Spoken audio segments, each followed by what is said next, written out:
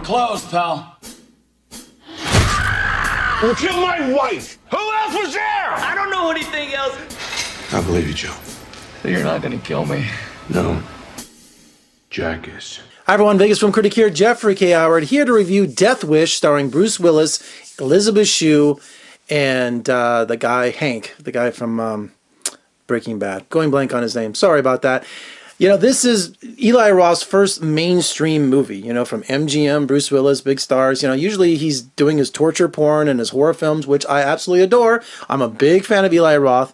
But this time he's really trying to make it work. And he even comes out at the beginning of the movie when I saw my screening, and he was saying, hey, welcome. And if you like the movie, tell everyone. If not, shut the F up. You know, he goes, give me Friday and Saturday. Just give me Friday. Give me the weekend, please, before you go trashing my movie. Because this is a remake of the Charles Bronson version of 1974. Is that the right year, punk? I hope so. So Bruce Willis plays, it's updated. Bruce Willis plays a surgeon, Kersey, Dr. What's his first name? Paul Kersey, who's a surgeon in Chicago, you know, and his family has a home invasion on his birthday. He's working at the hospital. Elisabeth Shue and her daughter, they break in, kill her, shoot them both. The daughter survives. She's in a coma. So now he just regresses back at home, lives in the basement, can't live in the main part of the house. So how could you, right? You know, with such a traumatic experience. And one night he's out and he tries to be a little, save some woman, being attacked in an alley. And he goes to buy a gun. And he starts giving street justice. He becomes a vigilante, and he's out there. He's not looking for trouble, but he's there. If trouble happens, he's going to step in and do something. There's a great scene where, he just gets really bold. He starts doing these small kind of killing, these murder for justice things. And he's a big twist on this version is he's a media star. People have phones. They're all recording him every time he does it, wearing a hoodie so you can't see his face. And they've dubbed him the Grim Reaper. So they're waiting to find out when he strikes and what happens. And there's this guy who's a drug dealer, and they call him the Ice Cream Man, openly selling drugs. There's 20, 30 people, children around, and he just walks right up and he's like, hey, what's you doing here, man? What did he say? Who are you, man? He goes, I'm your last customer, and bum, bum, bum, just unloads his gun in him, and the audience was cheering. So this movie comes at a real interesting time, given the debate on guns right now and the Parkland tragedy, in Florida. So I thought, wow, going into this movie, I'm a raging liberal, I'm going to say, and I'm not going to go through all my political, views right now. But, I believe that as the Second Amendment is the law of the land, you should be able to, bear arms, right? Even though I think it's antiquated and it's from, agricultural times from 250 years ago.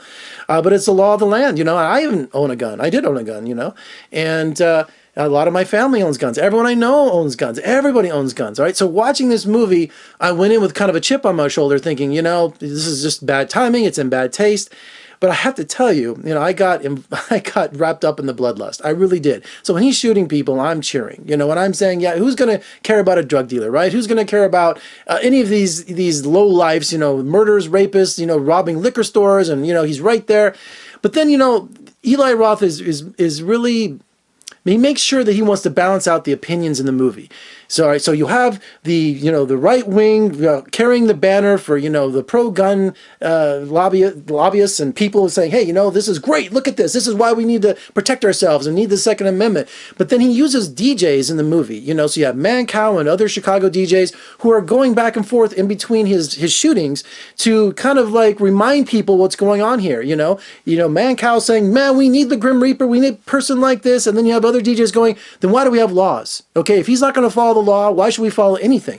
So he's very sure to kind of like not to be one-sided with what's going on here, And Bruce Willis, he's just been doing more and more of these B movies, and this is B movie satisfaction, okay? So I got wrapped up into it. Yes, I know it's schlocky. Yes, I know. But you know what? I had a good time with it. It delivered exactly what I expected and more, okay? An action film, some vengeance, and then the ending kind of wraps everything up and just kind of, served up its own justice. So yes, Death Wish for me was a guilty pleasure. It's a first-person shooting fantasy by all means. I can see, it's a right wing and it's also left wing. It's got both opinions in there, so it leaves it up to the viewer. It doesn't knock you over the head with one opinion over another. So I had a good time with it. I really did. So what'd you think of Death Wish? Head on over to my social media. VegasFilmCritic.com. You can find me on Facebook, Twitter, Instagram, Snapchat. Also, if you're watching on YouTube, make sure you subscribe. I just need a few more subscribers, and that way you won't miss any of my reviews. Also, you can comment below and share and give me a thumbs up. Also, if you have an iPod or an iPhone or just anything like that, you can take me along with my podcast over there on iTunes. I'm Jeffrey K. Howard in Las Vegas. Thanks so much for joining me. I'll see you next time.